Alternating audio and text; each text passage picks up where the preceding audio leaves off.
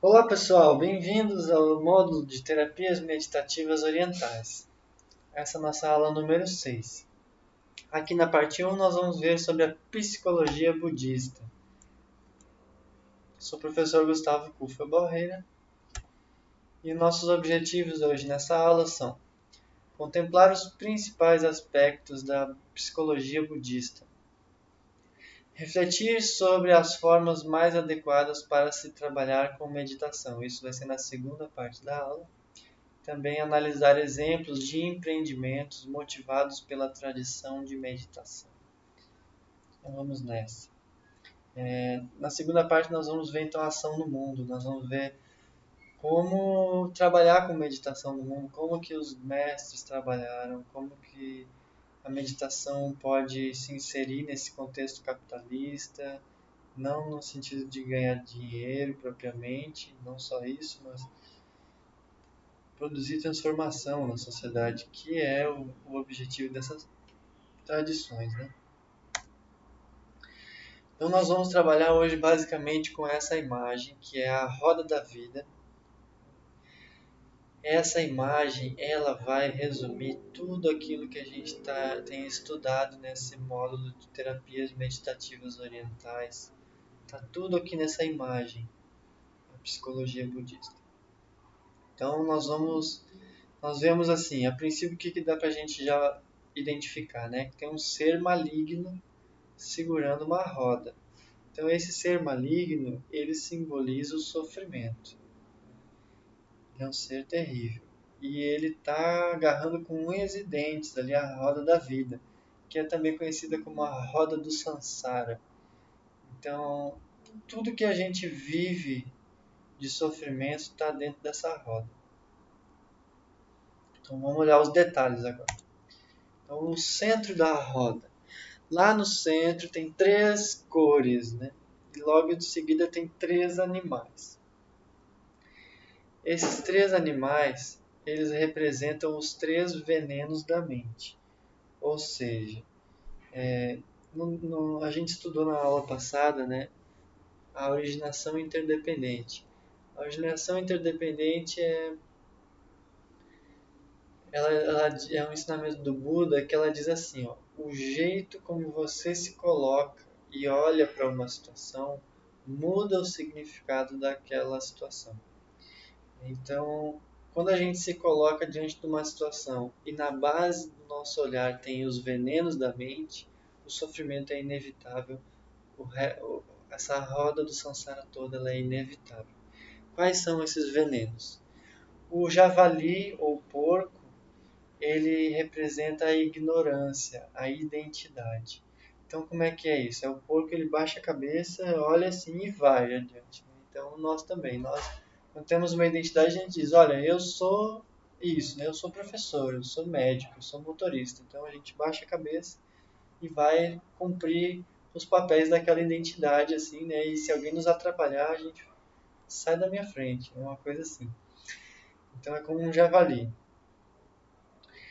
A cobra, ela é a aversão. É assim, qualquer coisa que vire um obstáculo para a gente cumprir o papel da nossa identidade, a gente vai manifestar a cobra, essa energia de aversão que afasta e tenta defender os desejos da nossa identidade. E o galo, ele representa a atividade incessante. Então a gente vê assim que os galos e as galinhas, eles passam o dia inteiro ciscando, né? Então nós também, a gente quando tem uma identidade, a nossa mente passa o dia inteiro ciscando, pensando sobre os motivos da nossa identidade. Então, se eu sou professor, eu fico pensando sobre a minha profissão, eu estudo, eu acho bom, eu acho ruim, eu quero mais, eu quero largar, eu quero, né? Eu penso muitas coisas em torno daquilo. Então, como a gente tem várias identidades, nossa mente não para o dia inteiro. Logo em seguida tem os seres, eles vão encontrando os monges assim e vão ficando bem, né? E eles também vão encontrando as dificuldades, as obscuridades e vão caindo acorrentados. Então isso é a experiência cíclica, né? Quando a gente tem os três venenos como base, a gente vai estar na busca externa.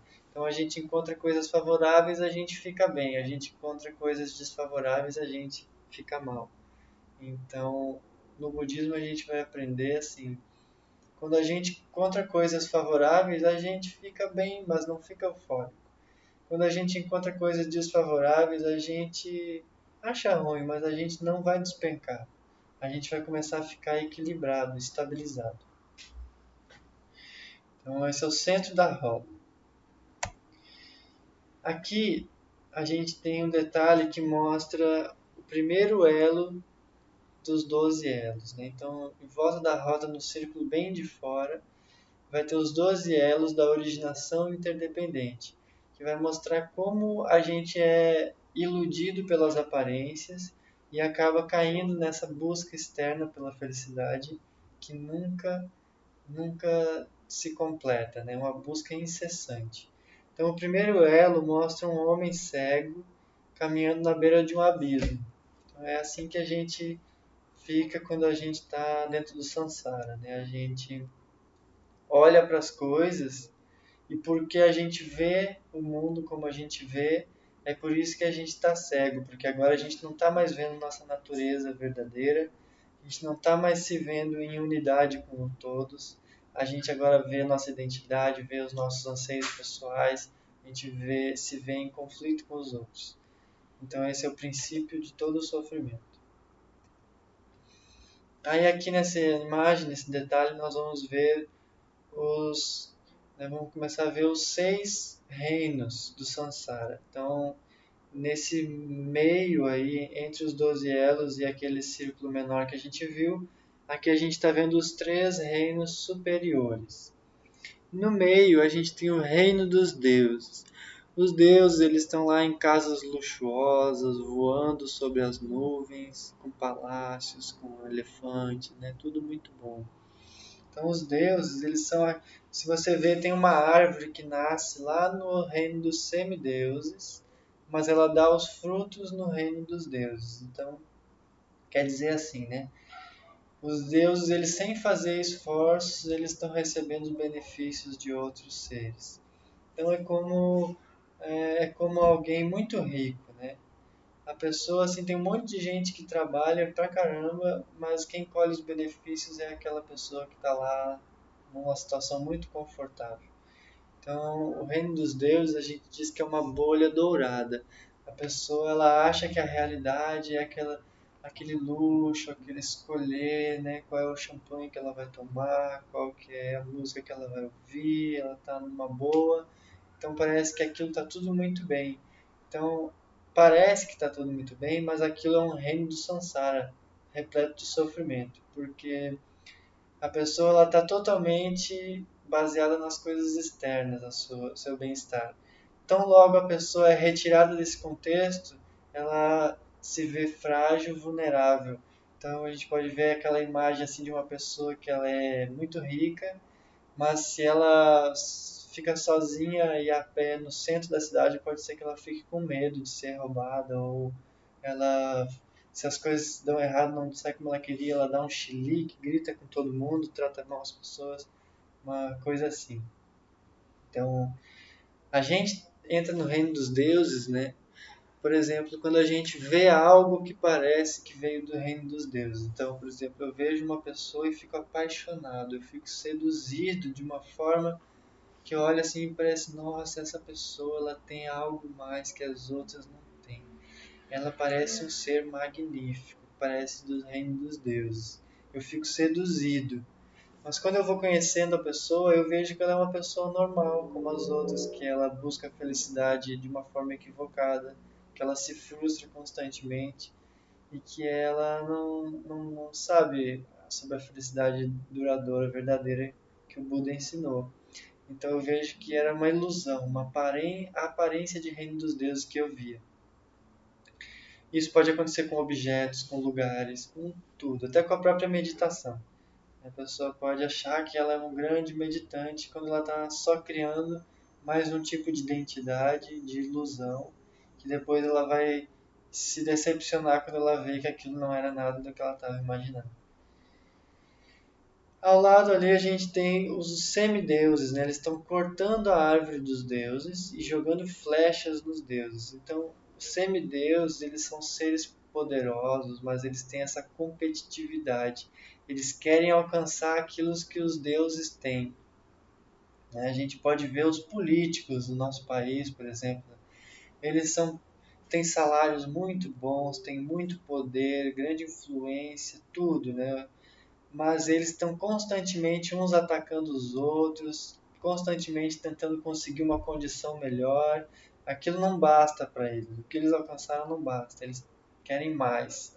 Então eles se comparam, eles são competitivos, eles não sentem paz interna. Eles não têm tempo para fazer meditação porque eles estão correndo atrás dessas vitórias dentro do samsara, que no fim vão ser coisas impermanentes e insatisfatórias. Eles não se dão conta. Nós, muitas vezes, a gente é assim, né? A gente se compara com o outro. Na meditação, a gente pode se comparar, pode ver, não, mas eu tô mais, com a coluna mais reta nessa sala, sou eu. Ou então, assim, fulano medita muito melhor do que eu nunca vou conseguir. Tudo isso é reino dos semideuses, comparação e competitividade. E do outro lado, no reino dos humanos, a gente pode ver as pessoas trabalhando, plantando, cuidando dos bebês, cuidando dos idosos, namorando, a fábrica lá soltando fumaça. Então é o reino dos humanos, é o reino das urgências, o reino do trabalho, o reino, né, da agenda, do calendário. Então também se a gente se sentir dominado por urgências, por preocupações de pagar conta, trabalhar, manter essa rotina, a gente pode ainda acabar não vendo muito tempo para meditação, para elevação espiritual. Então, apesar de ser um reino abençoado pelo Buda, pois o Buda ele nasceu em forma humana e ensinou o budismo para os humanos, se a gente ficar muito preso ao apego e desejo do reino humano, a gente também não alcança a paz interna. A gente está sempre, né? Mas tenho que isso, mas tenho que aquilo, a gente não consegue. Reino humano.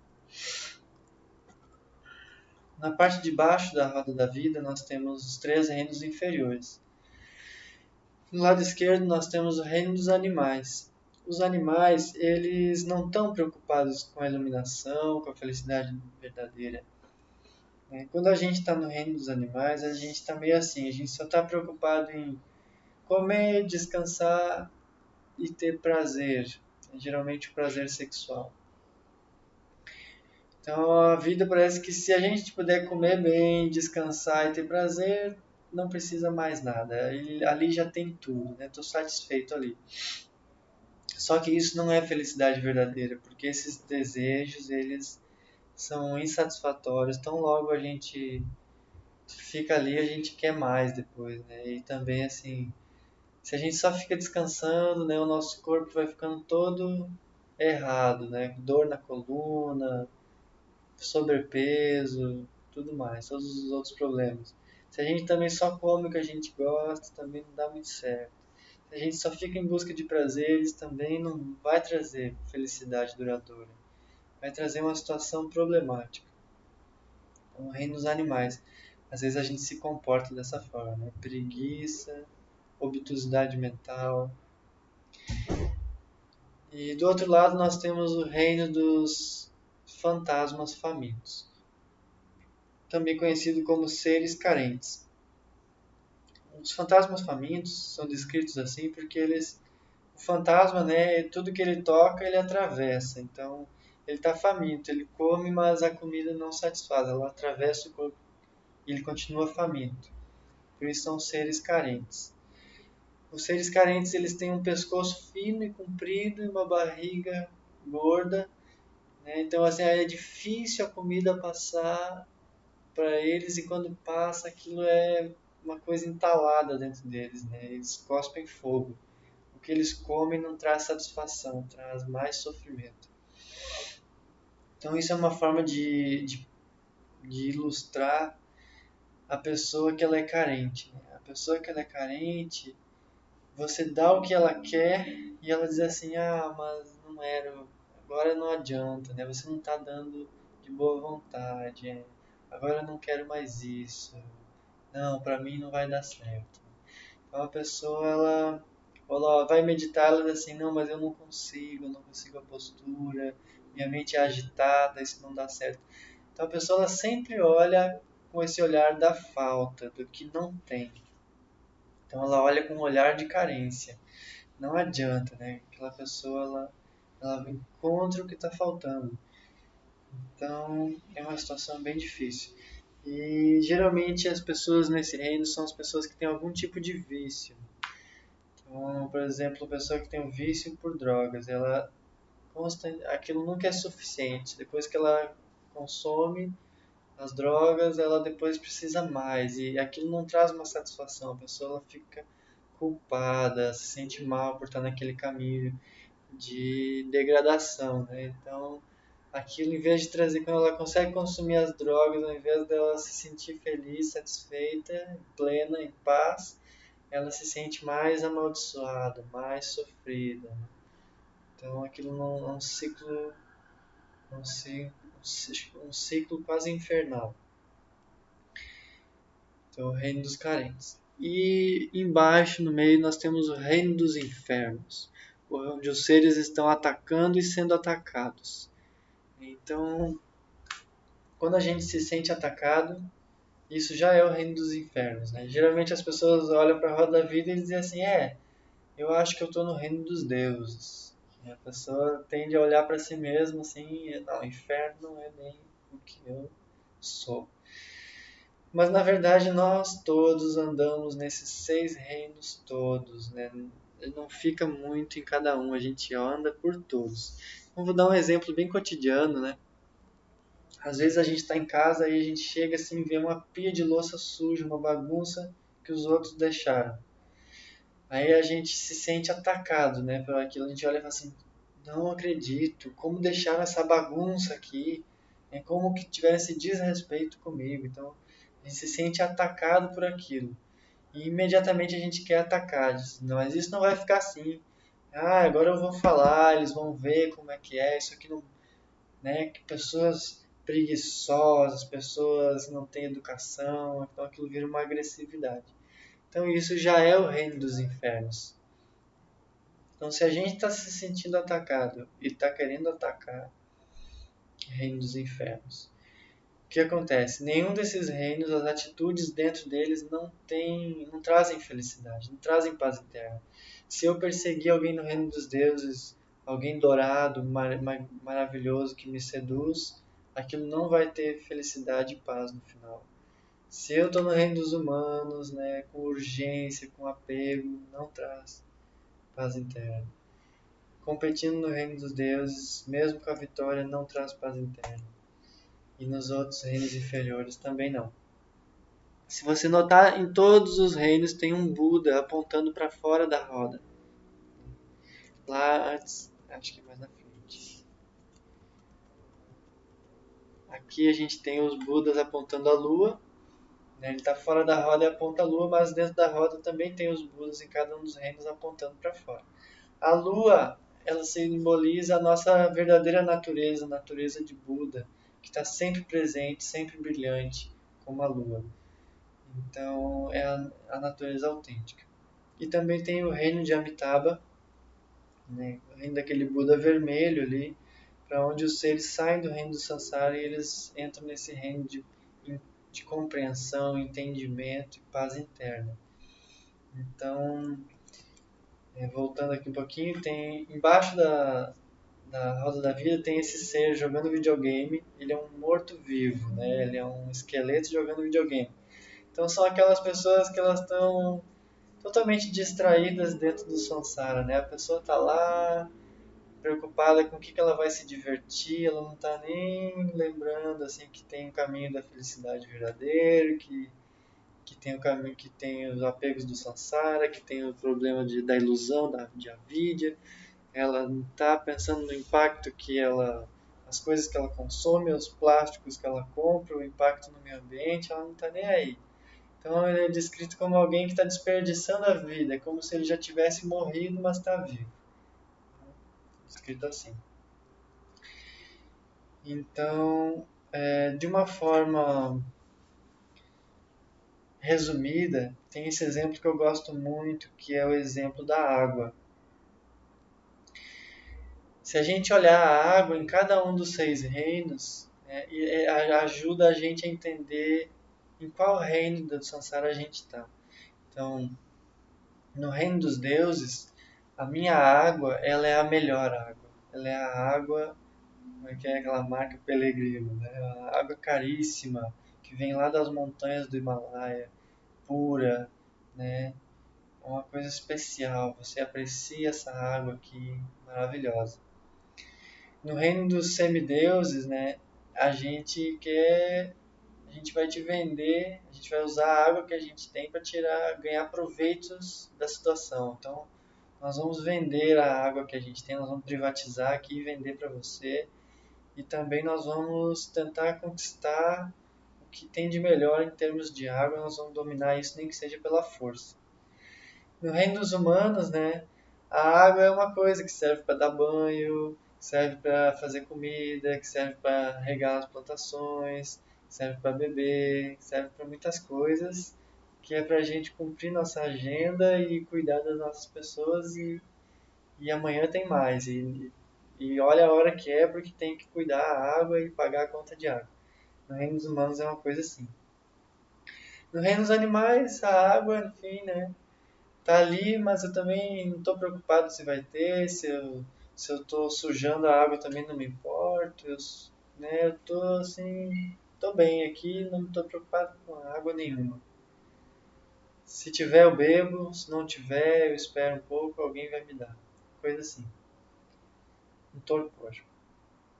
No reino dos carentes, a água é uma coisa muito difícil de conseguir, né? A pessoa assim mesmo que ela está diante da água, ela olha para a água e ela diz assim: não, mas será mesmo que eu posso tomar essa água? Mas essa água não era o que eu queria, né? Eu queria era uma Coca-Cola. A pessoa não consegue se satisfazer com o que ela tem.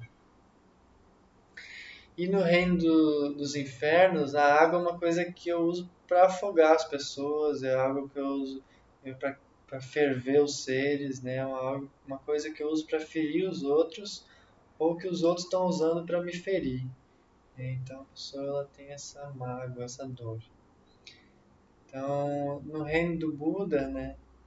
Fora do reino do Sansara, então a água é algo que lembra a nossa natureza verdadeira, né? É algo que eu olho para a água e vejo como a água fica pacífica em qualquer ambiente que eu coloco ela. Se eu coloco na areia, ela se equilibra com a areia, penetra, escorre. Se eu coloco num copo, ela assume a forma do copo. Se eu tenho um lago, aquilo fica tranquilo. Então eu me comporto como a água, eu fico confortável, eu fico equilibrado. E a água eu ofereço aos seres para o benefício dos seres.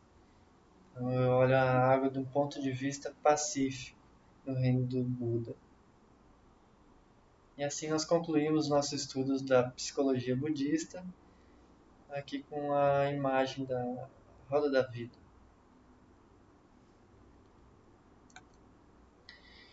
E agora a segunda parte da nossa aula, então da aula número 6, parte 2, a meditação e a ação no mundo.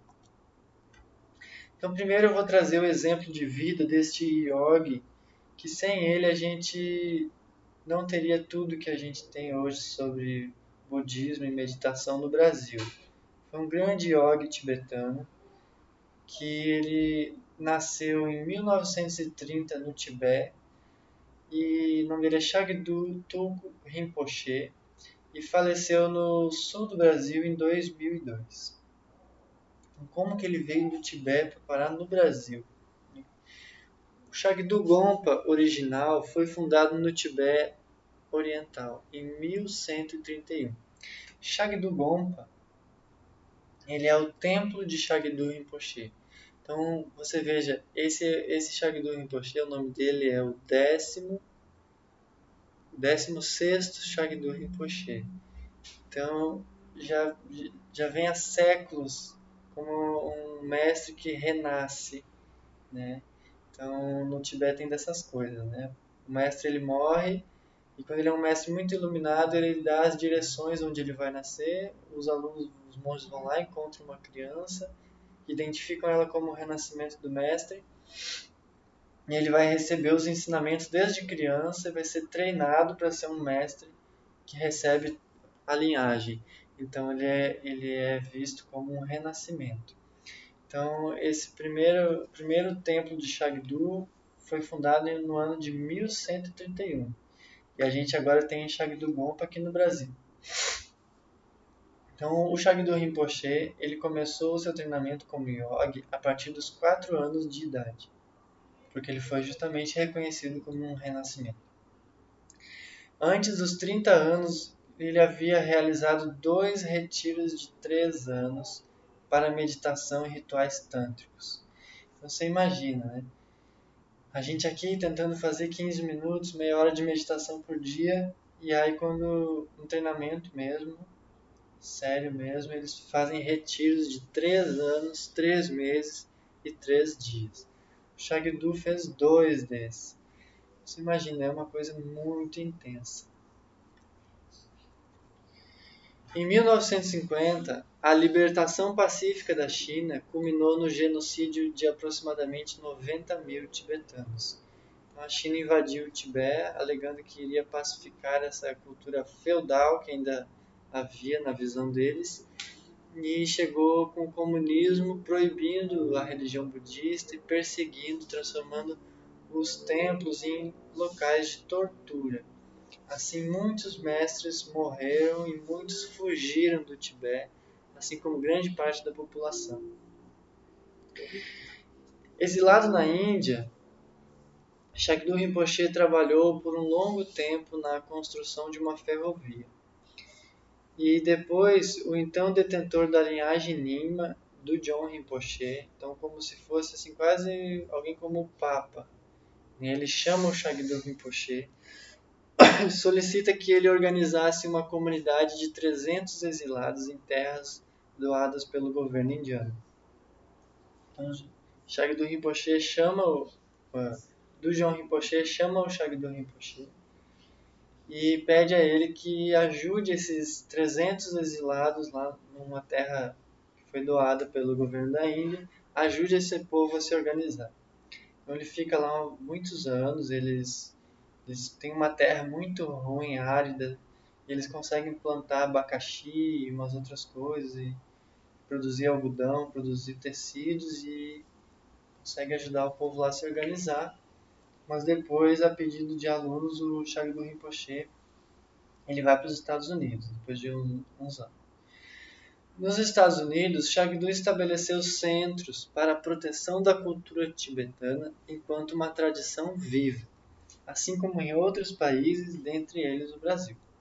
Então, Shagdu Rinpoche, a gente vê assim, né? Olha as dificuldades que a gente enfrenta. Shagdu Rinpoche era um yogi que ele viu o país todo dele ser destruído, toda a cultura, viu muitas das pessoas amadas por ele serem mortas, desrespeitadas, expulsas do seu próprio país. Diante disso, qual foi a reação dele, né? Como que um yogi se comporta? Que força que a meditação é capaz de dar para uma pessoa? Então ele ajudou o quanto ele pôde as pessoas e quando ele teve mais condições, ele foi fundando novamente os templos que haviam no Tibete, ele foi fundando em outros lugares do mundo, como uma forma de ensinar a meditação, mas também de proteger aquela cultura e ainda de uma forma viva, né? Ele não foi simplesmente escrever um livro, ele fundou centros, templos onde as pessoas aprendem, meditam, fazem retiros, estudam a filosofia e não só isso, né? Fazem os retiros para ter a experiência direta do que aquele ensinamento transmite. Então é uma coisa muito impressionante isso que Shagdu Rinpoche realizou. Para o mestre tibetano, apenas o desenvolvimento de um coração bondoso e gentil permite que a sensação de paz interna e felicidade. E o ponto de partida para tal é o cultivo do desejo sincero de beneficiar os outros, tanto quanto a pessoa deseja beneficiar a si mesma. Então, a pessoa pode gerar pensamentos equivocados quando ela entra numa tradição de meditação, né? Ela pode gerar um orgulho de ser um praticante de alguma coisa, mas ele diz, olha, o objetivo é gerar um coração bondoso e gentil, que permite a sensação interna de paz e felicidade. E o ponto de partida é o desejo sincero de beneficiar os outros. Então, aqui uma citação dele. O resultado final, chamado de iluminação na tradição budista, é o poder de ajudar todo aquele que nos vir, ouvir, tocar ou se lembrar de nós. Então é legal de pensar nisso, né? Por exemplo, o Buda, né? O Buda a gente sabe que ele se iluminou. Então, só da gente poder se lembrar do Buda, isso traz algum benefício, né? A gente vê a imagem do Buda sentado, pensa no Buda calmo, pacífico, nos ensinamentos, e isso nos beneficia. Então a gente vê essa descrição dele muito interessante, né? Iluminação é isso, só da pessoa poder te ouvir ou até de se lembrar de ti, ela se sente beneficiada. Tal benefício é espontâneo, incessante e desimpedido. No budismo tibetano, o pavão simboliza o Bodhisattva. Disse que o pavão se alimenta de plantas venenosas, transformando-as transformando as toxinas nas cores radiantes de suas penas sem se envenenar. Então o Bodhisattva, o amigo espiritual do budismo, ele come as plantas venenosas, né? Ele vivencia as emoções perturbadoras, mas ele não se deixa contaminar, ele transforma elas em sabedoria.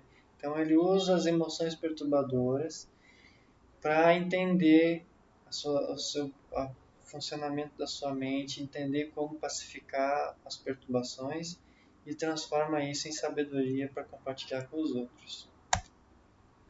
Então aqui algumas imagens de Shagdu Rinpoche, aqui ele todo vestido de mestre, como na tradição tibetana o ritual exige que o mestre, na hora que vai dar os ensinamentos, use essa roupa, né?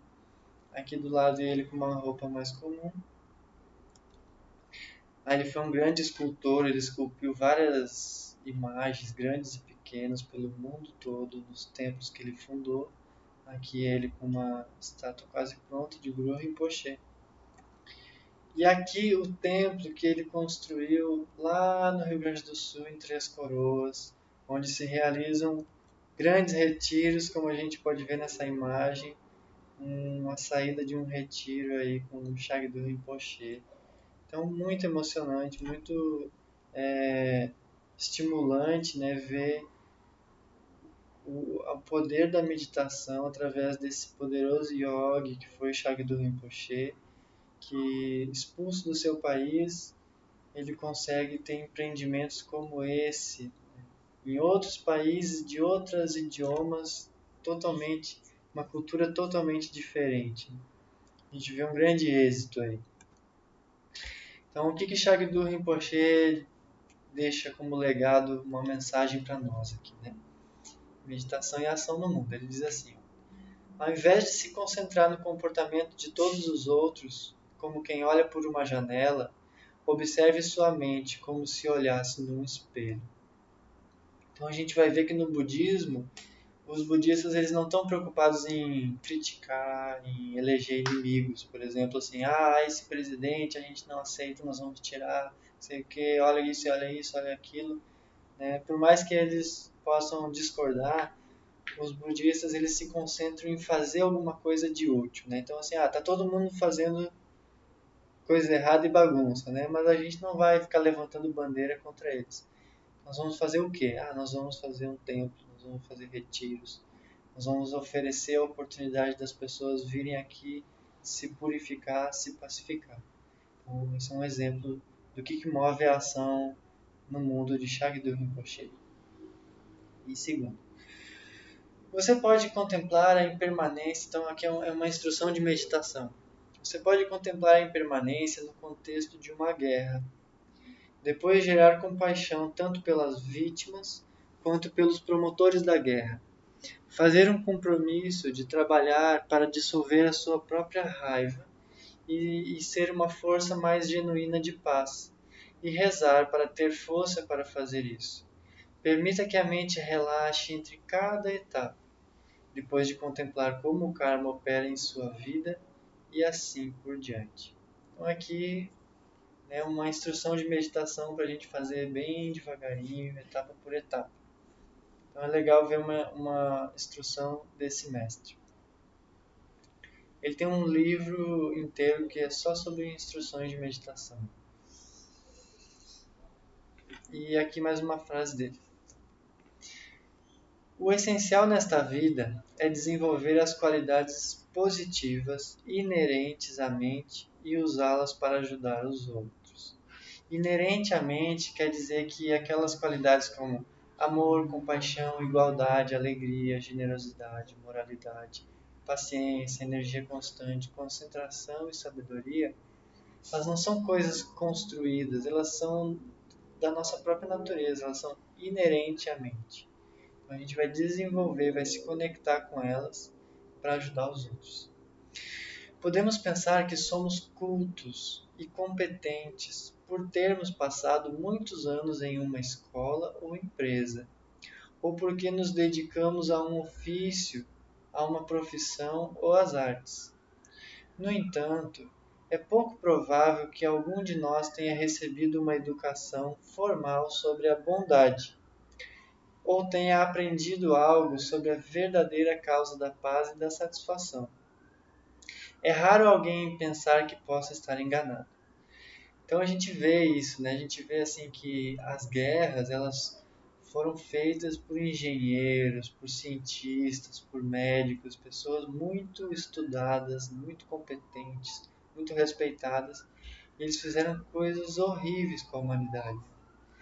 E a gente vê também assim doutores, professores na universidade, que eles, médicos às vezes, eles não têm empatia, eles não tratam bem as pessoas, então é disso que ele está falando, né? Não adianta a gente ter um caminho intelectual bem desenvolvido se a gente não entende as causas da felicidade, da paz e da satisfação, né? Se a gente não... É raro alguém pensar que pode estar enganado, né? Pelo contrário, a pessoa, às vezes ela fica arrogante, né? Ela acha que sabe tudo. Então aqui ele traz a importância dessa sabedoria que o budismo protegeu por tantos milênios. O segundo exemplo é o Lama Padmasambhava. Ele foi aluno do Shagdu Rinpoche, ele ainda é vivo. Ele tem um canal no YouTube com mais de 1000 vídeos, cada vídeo com cerca de 2 horas ou mais, que são as palestras que ele dá nos retiros e nos templos, que são filmadas e colocadas lá pelos alunos dele. Então ele faz esse elo, ele foi professor de física na universidade, e ele faz esse elo da cultura tibetana com a nossa cultura dos dias de hoje. Então, ele é o meu professor também. Então, ele fundou o SEB, né? O SEB foi fundado em 1986 na cidade de Porto Alegre. Primeiramente chamava-se Centro de Estudos Budistas, fundado por Alfredo Avellini, que é o Lama Santen, que na época era professor de física na Universidade Federal do Rio Grande do Sul. Avellini era praticante do Zen desde a década de 70 e em 86 ele e outros intelectuais interessados no budismo criaram o SEB.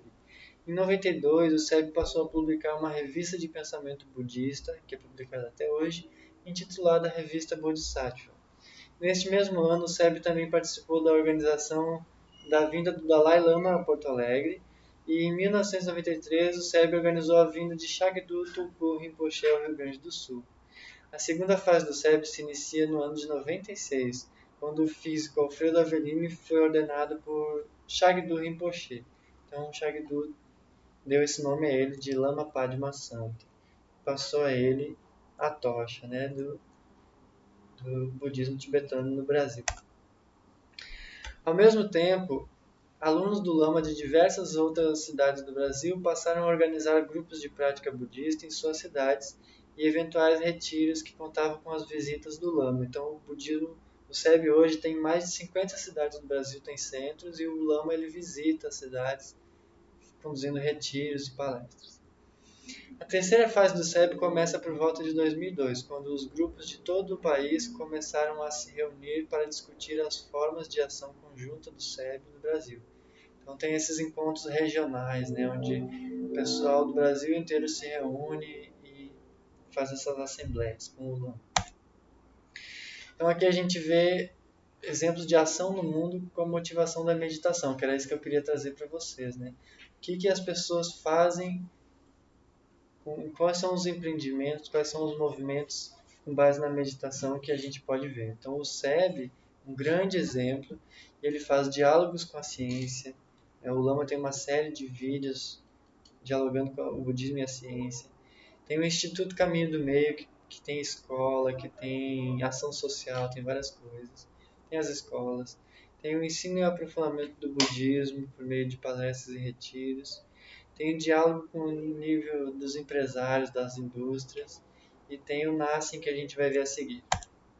Então o Nassim foi assim, resumidamente, lá onde o Lama mora, eles têm um grande centro rural, né?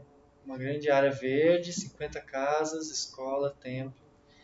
E lá perto começou a ter, nas redondezas ali, uma invasão de uma grande área.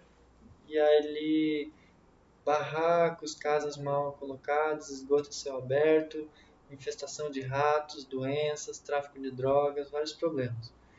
E o pessoal do SEB se reuniu e decidiu assim, não, nós temos que fazer alguma coisa, mas nós não vamos construir muros e nos defender, nós vamos tentar ajudar essa população. Então eles ajudaram essa comunidade a se organizar, a dialogar e a reivindicar, né? E no final das contas eles conseguiram ajudar o pessoal dessa comunidade a reivindicar asfalto, posto de saúde, saneamento básico, né, o esgoto e várias outras coisas. Então, aqui a gente pode ver. Ó. O primeiro projeto social do SEB foi o NASCEM, Núcleo de Ação Social Comunitária e Educacional Caminho do Meio, uma associação civil mista composta por budistas do SEB Caminho do Meio e moradores do bairro Jardim Castelo, voltada para a construção da cultura de paz em meio a uma comunidade marcada pela miséria social. O NASCEM deu tão certo, né, que um dia roubaram um carro lá no centro budista e antes do dia terminar devolveram o carro, porque quando souberam que era de lá, eles tinham tanto respeito pela comunidade budista lá que eles mandaram devolver o carro lá. E outro exemplo que foi legal que fizeram lá, eles fizeram um torneio de futebol, onde o time que ganhava não era o que fazia mais gol, mas o que jogava mais bonito, né? Sem briga e com a camaradagem. Então isso estimula entre os jovens essas qualidades inerentes como a compaixão, a amizade, paciência, generosidade. E ao mesmo tempo une os mais velhos e os mais novos numa atividade comum e saudável. O plano de atuação buscou evitar políticas de assistencialismo. Então o SEB não foi lá tentar resolver o problema deles, né? Foi tentar ajudar eles a resolver o próprio problema deles. Ou seja, não buscou medidas que tornassem os moradores do Jardim Castelo dependentes do SEB.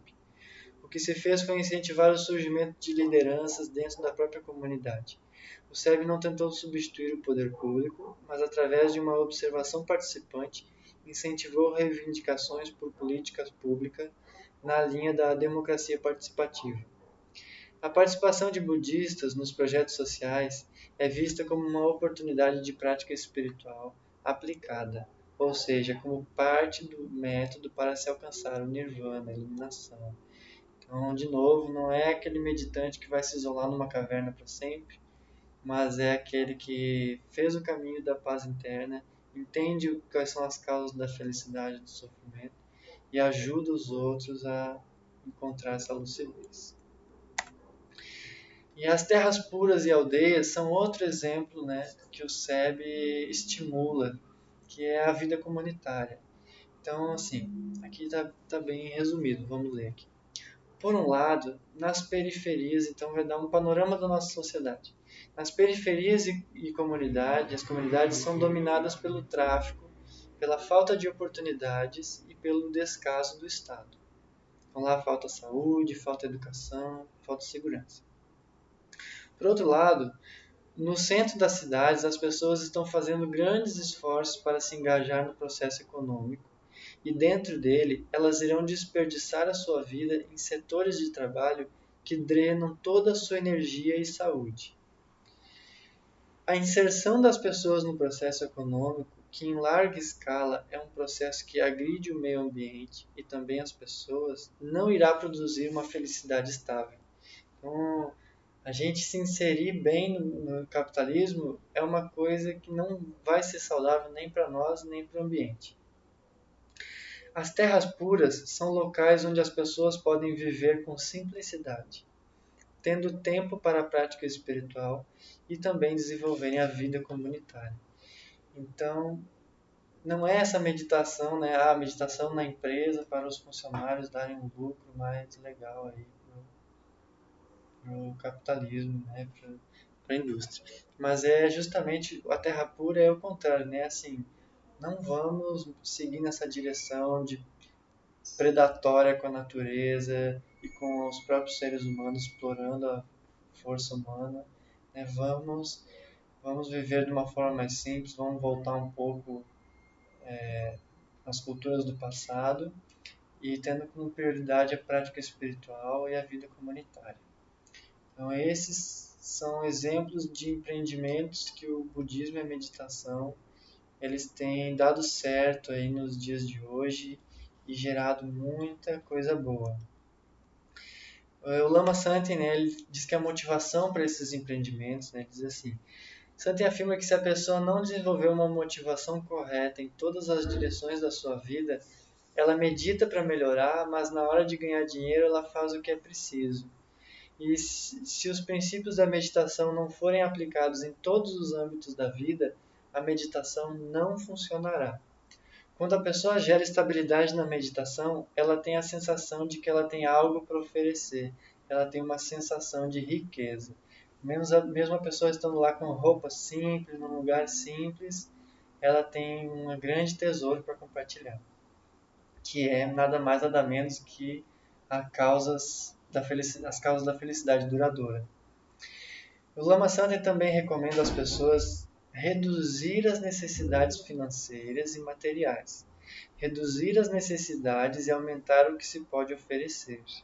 Do mesmo modo, aprender a preservar a saúde e evitar as doenças, ensinar aos outros, pois a maior parte das doenças são originadas por hábitos e fixações que muitas vezes a pessoa nem chega a perceber que carrega, agindo apenas segundo o seu condicionamento kármico. Então a gente vê aqui bem resumido tudo que a gente estudou nesse módulo, né, pessoal? Conclusão: em nosso estudo podemos observar que as práticas de meditação que são cultivadas há milhares de anos continuam atuais e necessárias, ajudando a melhorar a qualidade de vida no âmbito público e privado. É possível observar o quanto a cultura de paz pode beneficiar a sociedade e cada indivíduo. Então, aqui as referências bibliográficas. Eu agradeço pela atenção de vocês e desejo boas meditações, bons estudos e até breve, pessoal.